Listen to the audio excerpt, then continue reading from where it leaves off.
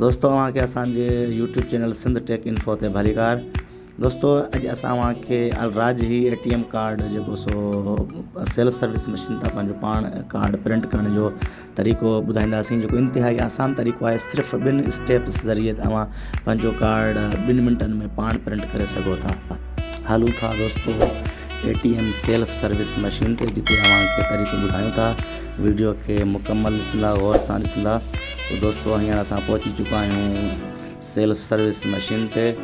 ये डिस्प्ले जो so new card ते मथां जो लिखियो पियो आहे साॼे हथ ते, इनखे क्लिक कंदव।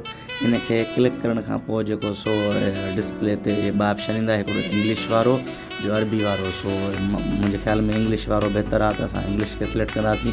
उन खां पोइ हू तव्हांजी ID जो नंबर घुरंदो, यानी इकामे जो नंबर घुरंदो। तव्हांजो जेको इकामो हुजे, हेठि जेको सो इहो कीबोर्ड आहे, कीबोर्ड ते तव्हां नंबर हणी करे पंहिंजो इहो नंबर चेक करे, चङी तरह ते नंबर चेक करे, अगरि नंबर सही आहे पोइ तव्हां कन्फर्म वारे ऑप्शन ते क्लिक कजो। कन्फर्म वारे ऑप्शन ते क्लिक करण खां पोइ जेको सो जेका तव्हांजी मोबाइल तव्हांजे इकामे ते रजिस्टर हूंदी, उन ते 1 टाइम पासवर्ड कोड ईंदो। तव्हां पंहिंजी मोबाइल तां उहो 4 अखरनि वारो कोड ॾिसी करे तव्हां उहे 4 अखर जेके तव्हांजी मोबाइल ते कोड आयो हुजे, तव्हां उहो इन ते एंटर कयो। एंटर करण खां पोइ तव्हांखे वरी कैंसिल ऐं कन्फर्म वारो ऑप्शन ईंदो। अगरि तव्हांजो कोड सही आहे, उन कन्फर्म वारे ऑप्शन ते क्लिक कयो।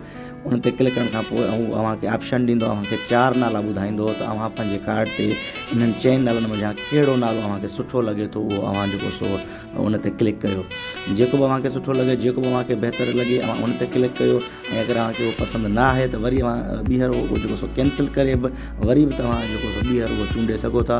उहो नालो चूंडण खां पोइ हेठि फिंगर प्रिंट वारो ऑप्शन ईंदो। तव्हां फिंगर प्रिंट जेको जंहिंखे असां अशहद आंगुर चवंदा आहियूं, अशहद आंगुर जो प्रिंट हेठि ॾेई करे वरी कन्फर्म ते क्लिक कंदव। कन्फर्म ते क्लिक करण खां पोइ बसि तव्हांखे कुझु बि न आहे करिणो, सिर्फ़ु इंतज़ारु करिणो आहे। तव्हां ॾिसो था जेको कार्ड जेको आहे सो प्रोसेस में हलियो वेंदो।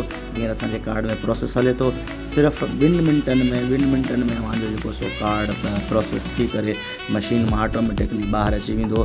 तव्हांखे ॿियो कुझु बि न आहे करिणो, सिर्फ़ु इहे 2 स्टेप आहिनि। इकामे जो नंबर विझणो आहे। ॾिसो दोस्तों असांजो कार्ड बिल्कुलु तयारु थी ॿाहिरि अची चुको आहे। ॾिसो दोस्तों अॼु जी हिन वीडियो में अगरि तव्हांखे असांजी मालूमात पसंदि आई हुजे, त महिरबानी करे असांजी वीडियो खे लाइक ज़रूरु कंदा ऐं असांजे हिन YouTube channel Sindh tech info खे सब्सक्राइब कंदा, त जीअं आईंदा बि असां अहिड़ियूं वीडियोज़ अव्हां ताईं पहुचाए सघूं।